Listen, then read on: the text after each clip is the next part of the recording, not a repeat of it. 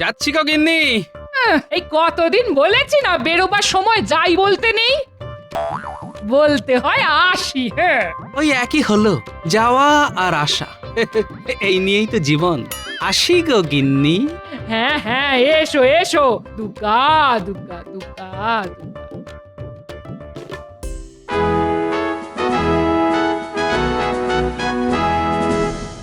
এই যে সব জানতা গামছাওয়ালা এলেন। তাই নাকি মন্ত্রী মশাই?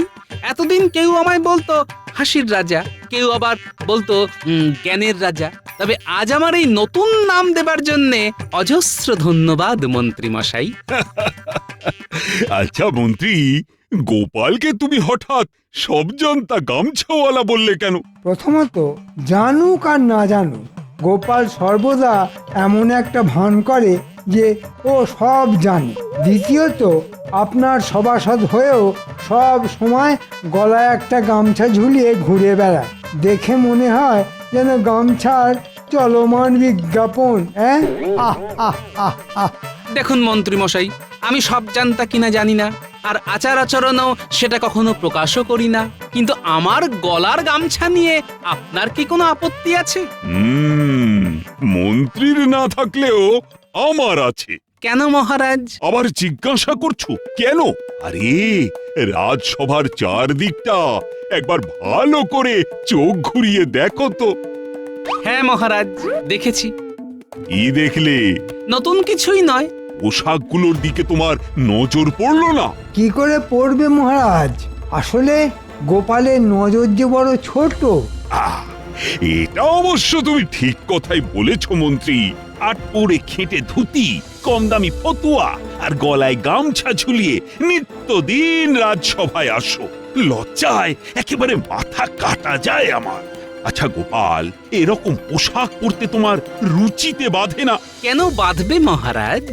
আসলে এরকম পোশাক কখনো পরেননি তো, তাই বুঝতে পারছেন না এই হালকা পোশাকে কত আরাম। হ্যাঁ, এই পোশাকে আরাম? আরাম নয়, পাতলা ফতুয়া দিয়ে ফুরফুর করে হাওয়া ঢোকে, তাই গরম লাগে না। এদিকে এই যে খেটে ধুতি, বর্ষাকালে পথে ঘাটে জল জমলে টুক করে শুধু গুটিয়ে নাও, ব্যাস, কাদা লাগার ভয় নেই। আর গলার ওই গামছা? চড়া রোদ উঠলে পাট করে মাথায় চাপা দাও, ছাতা লাগবে না। আর ঝপ করে বৃষ্টি এসে সারা শরীর ভিজিয়ে দিলে চট করে গামছা দিয়ে মুছে নাও। কত আরাম। ওসব আরাম হারাম আমি বুঝি না। কাল থেকে তোমায় ঝকঝকে পোশাক পরে রাজসভায় আসতে হবে। ধরে নাও এটা আমার আদেশ। পারবো না মহারাজ। এই আমার মুখের উপর এত বড় কথা! কত বড় দুঃসাহস! হ্যাঁ, ঠিক আছে, ঠিক আছে, আমার আদেশ মতো পোশাক যতদিন না পরে আসতে পারবে ততদিন আর রাজসভা মুখ হবে না। যাও যাও, দূর হয়ে যাও, দূর হয়ে যাও আমার সামনে থেকে। ঠিক আছে, তাই যাচ্ছি। তবে যাবার সময় বলে যাই মহারাজ, আজ আমার যে পোশাক নিয়ে নিন্দেমন্দ করছেন, একদিন হয়তো সেই পোশাকেরই গুণগান করতে হবে আপনাকে। মন্ত্রী, বলুন মহারাজ। কাছে এসো, কথা আছে। কি গো, ঠিকঠাক কাজ হবে তো? দেখুন না কি করি। কিরে, পারবি তো? ঠিক পারবো। তাহলে ওর পেছনে ছায়ার মতো লেগে থাক। ঠিক আছে।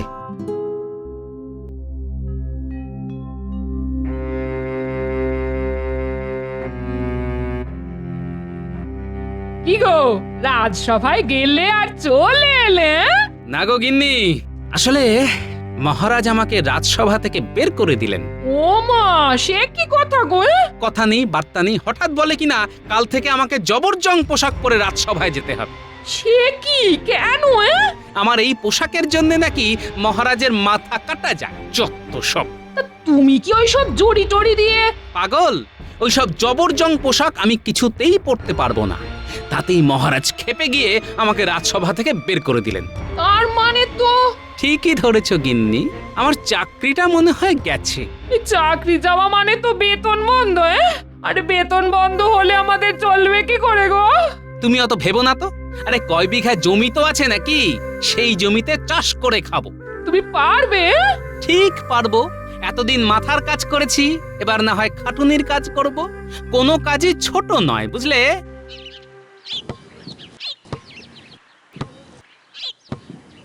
কি গো সব জানতা গামছাওয়ালা, শেষে কিনা সবজিওয়ালা হয়ে যাবে? তাই তোমাকে দেখে আজ একটা কথা বড় বেশি করে মনে পড়ে যাচ্ছে। কি কথা? ছিলে তুমি বিদূষক, সদাই মুখে হাসি, আজ শুধু কপাল দোষে হয়ে গেছো চাষি। আহ আহ আহ আহ। দেখুন মশাই, কথা শেষ হয়ে থাকলে এখন এখান থেকে মানে মানে কেটে পড়ুন। তোমার গুমর এখনো ভাঙেনি দেখছি। শেষে যখন চোখের জলে নাকের জলে হবে তখন বুঝবে মজা। হুম। শোন, সূর্যি একেবারে মাথার উপর চড়েছে, তোরা সকলে এখন বাড়ি যা। কাল কিন্তু পাঠশালা শেষ করে আবার আসবো। ঠিক আছে ঠিক আছে, এখন তো যা। না, আমারও বড্ড ক্লান্ত লাগছে। যাই, আমিও বাড়ি যাই।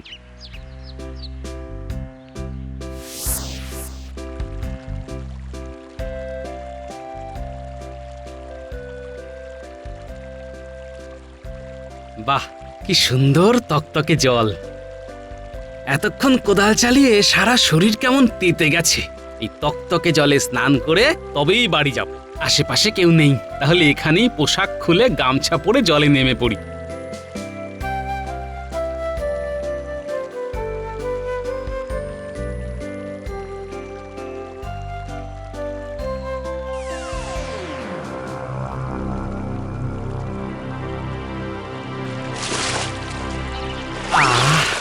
কি ঠান্ডা জল, টলটলে জলে থলথলে ভুঁড়িটা ডুবিয়ে কি আরাম।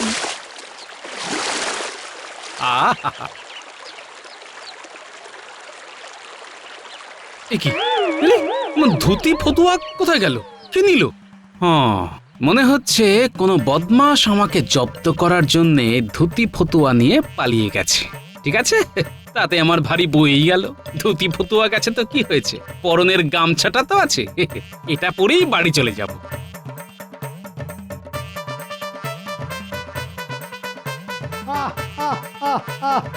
সাবাস সাবাস, দারুণ কাজ করেছিস। এ কি বলি, পরনে শুধু গামছা কেন? ধুতি ফতুয়া কোথায় গেল? স্নান করতে পুকুরে নেমেছিলাম, সেই ফাঁকে কোন হতভাগা এসে তোমায় গামছা পরিয়ে দিয়ে চলে গেল। হায় হায় হায়, চাকরিও গেছে, এখন ধুতি ফতুয়াও গেল। কি করবে এখন? দাদু, এখন পেট ভরে চারটি ভাত দাও দেখি। কথা ছিড়ি দেখো, পরনের পোশাক চলে গেল আর ইনি পেট ভরে ভাত খাওয়ার কথা বলছেন। হ্যাঁ বলছি তো, এখন ভাত খেয়ে ঘুমাবো, তারপর যা করার কাল করব।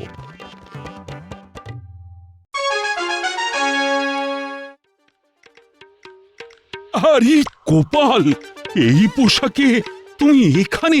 এই, তোমাকে না রাজসভায় আসতে বারণ করে দিয়েছিলাম? হ্যাঁ, তা অবশ্য করেছিলেন, কিন্তু আমি তো আজ এখানে আপনার সভাসদ হয়ে আসিনি। তাহলে কি করতে এসেছো? এসেছি বিচার চাইতে। বিচার? কিসের বিচার? চুরির বিচার। মহারাজ, কাল নদীর ধারে ধুতি ফতুয়া খুলে আমি এই গামছা পরে স্নান করতে নেমেছিলাম, আর স্নান করে উঠে দেখি আমার ধুতি ফতুয়া চুরি হয়ে গেছে। তা চুরি হয়ে গেলে আমি কি করব? হয় চোর ধরে তার কাছ থেকে আমার ধুতি ফতুয়া উদ্ধার করে দেবেন, না হলে ক্ষতিপূরণ হিসাবে নতুন ফতুয়া ধুতি কিনে নেবেন। মামার বাড়ি যেন, হ্যাঁ? চুরি হলো তোমার আর কিনে দেব আমি? তাহলে পেয়াদা পাঠিয়ে চোর ধরে আনুন। সেটাও সম্ভব নয়। তুমি এখন আসতে পারো গোপাল। সেটা বললে তো শুনছি না মন্ত্রী মশাই। যতদিন না আমি আমার ধুতি ফতুয়া ফিরে পাচ্ছি, ততদিন আমি এইভাবে এইখানে এই গামছা পরে দাঁড়িয়ে থাকবো। কিন্তু দাঁড়িয়ে থাকতে থাকতে তো তোমার পা ব্যথা হয়ে যাবে গোপাল। তবুও দিনের পর দিন দাঁড়িয়েই থাকবো। তাহলে তোমার পরনের ওই গামছা তো পুরনো হয়ে ছিঁড়ে কুটি কুটি হয়ে যাবে। তখন লজ্জা ঢাকবে কিসে? কলা পাতায়? কেন কচু পাতা চাপা দিয়ে? তবুও দাঁড়িয়ে আমি থাকবই। এ বাবা, এ আবার কি আপদ? সেটা তো একটা ভীষণ বিসদৃশ্য ব্যাপার হবে। আমার মান ইজ্জত তো ধুলোয় লুটোবে। ঠিক আছে, নতুন ধুতি ফতুয়া সব তুমি পাবে। অমন্ত্রী, মন্ত্রী, এক্ষুনি গোপালকে নতুন ধুতি আর ফতুয়া কিনে দাও।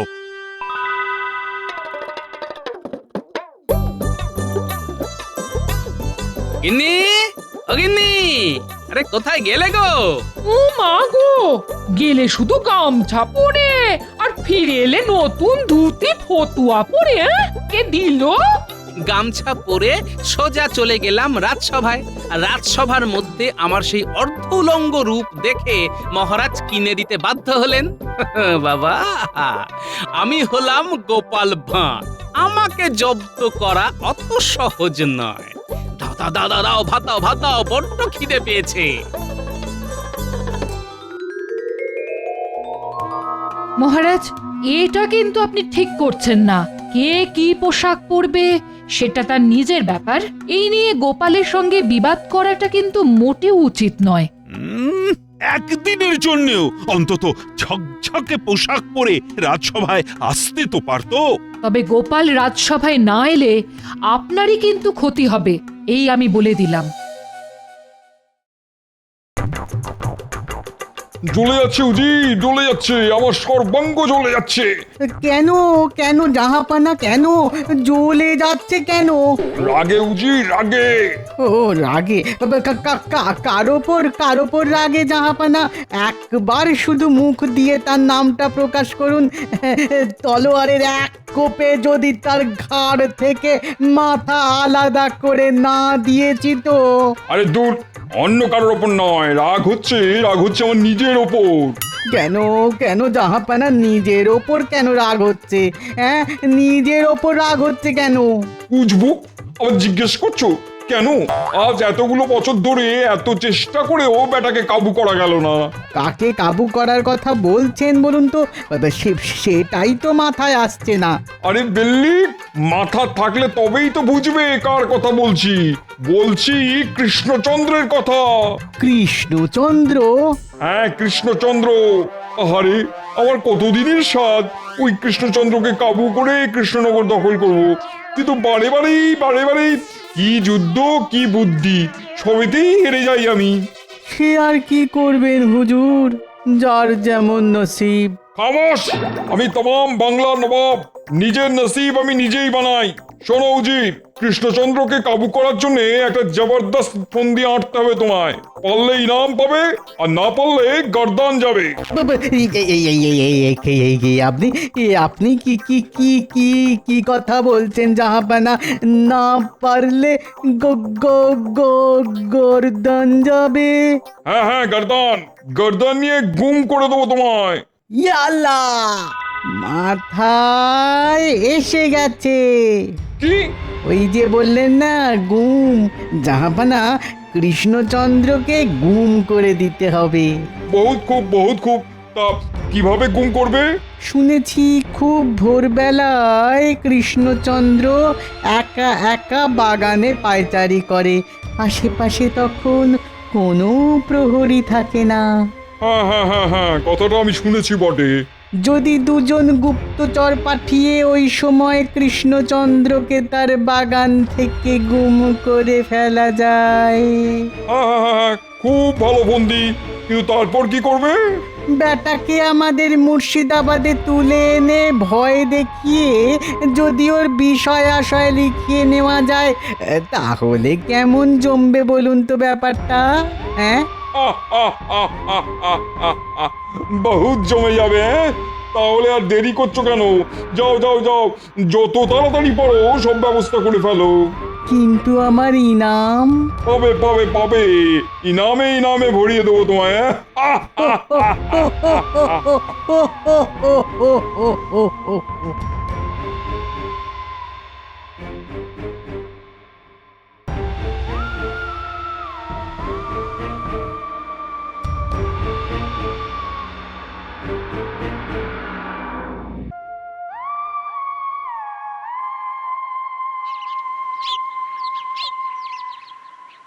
বুঝলি পুঁটি, কদিনের মধ্যে মাটি কুপিয়ে আজ বীজ ছড়িয়ে দিলাম। এরপর দেখবি কেমন তরতর করে গজিয়ে উঠবে গাছ। তারপর সে গাছে ফল ধরবে। আর সেই ফল বড় হলে বাজারে গিয়ে বিক্রি করে আসবো। তখন আমার দুঃখের দিন শেষ হয়ে যাবে। এখন চল চল, বীজ ছড়ানো হয়ে গেছে, এখন বাড়ি গিয়ে নাওয়া খাওয়া সেরে নিতে হবে। চল।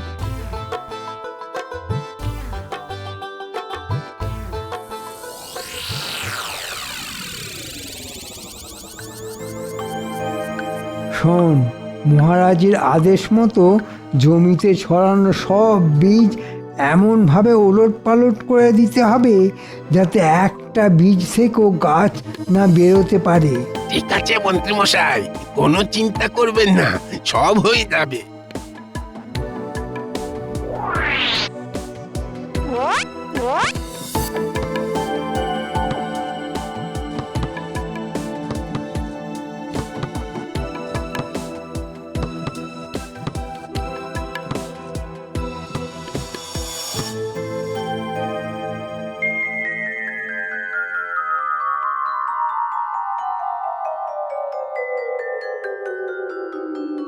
কি জমির এই অবস্থা হলো কি করে?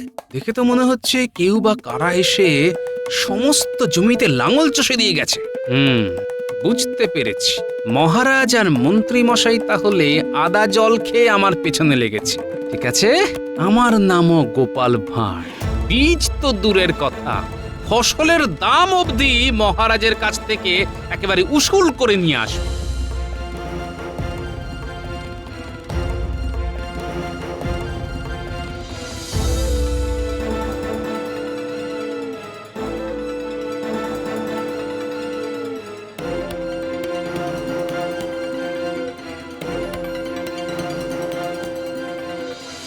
কি ব্যাপার, পথ আটকে দাঁড়ালে কেন?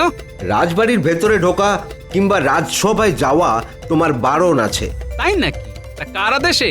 মহারাজ আর মন্ত্রী মশাইয়ের আদেশ। তার মানে আটঘাট বেঁধেই সব করা হচ্ছে। আচ্ছা ঠিক আছে, আমি তাহলে ফিরেই যাচ্ছি।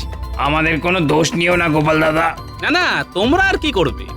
তোমরা তো সব হুকুমের দাস।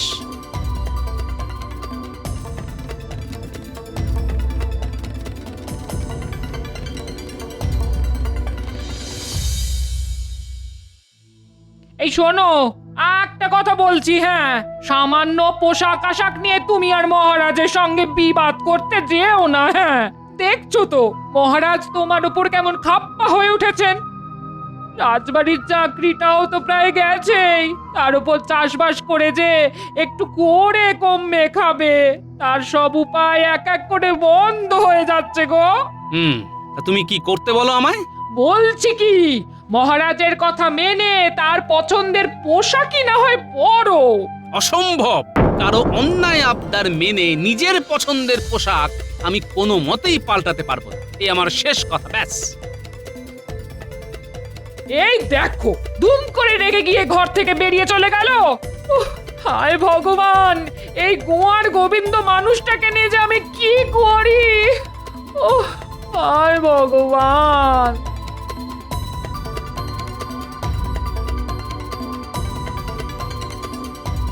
কাল রাজসভায় ঢুকতে দেয়নি, কিন্তু মহারাজের বাগান তো আছে।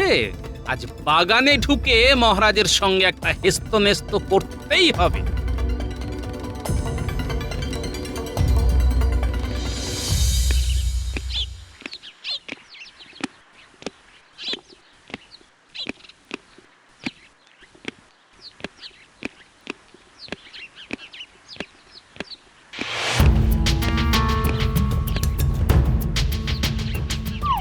কে কে কে কে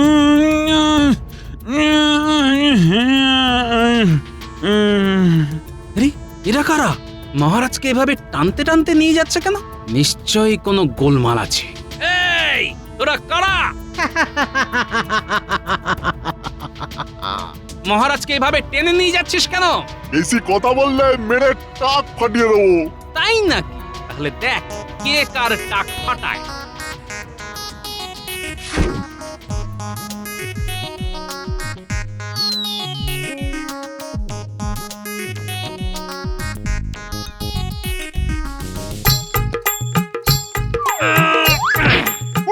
বাপরে বাপ, ওরে নাক পেটে গেল, নাক পেটে গেল। ও, ও, ও, ও, ও। রক্ষী, রক্ষী, রক্ষী, এক্ষুনি এই বদমাস দুটোকে দড়ি দিয়ে বেঁধে ফেল।